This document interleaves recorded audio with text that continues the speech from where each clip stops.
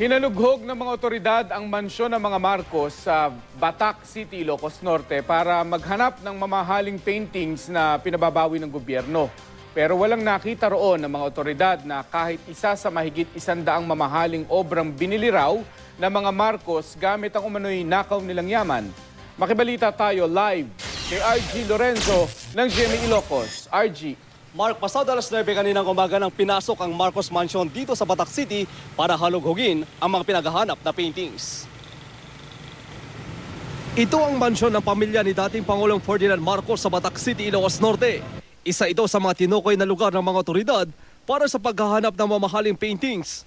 Mga obra ng masikat na pintor na sinasabing nabili ng pamilya Marcos gamit ang nakamaldi umano'y nila sa kaban ng bayan. Bitbit ang utos mula sa Sandigan Bayan.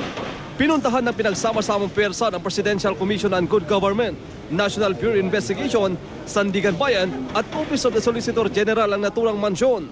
Malugod naman silang pinapasok ng abogado ng mga Marcos. Okay, so you are free to come, but how many are going inside? 2 oras na hinalughog ang mansyon, pero sa huli, wala silang nakita. Very frustrating.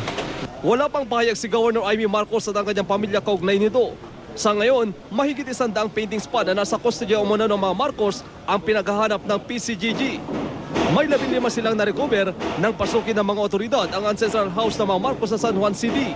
Kabilang dito ang sikat na Madonna and Child ng pintor na si Michael Angelo. Sakaling makuha ang mga paintings, ilalagak ang mga ito sa Bangko Sentral ng Pilipinas hanggang mapagdesisyonan ng Sandigan Bayan kung ano ang gagawin sa mga ito.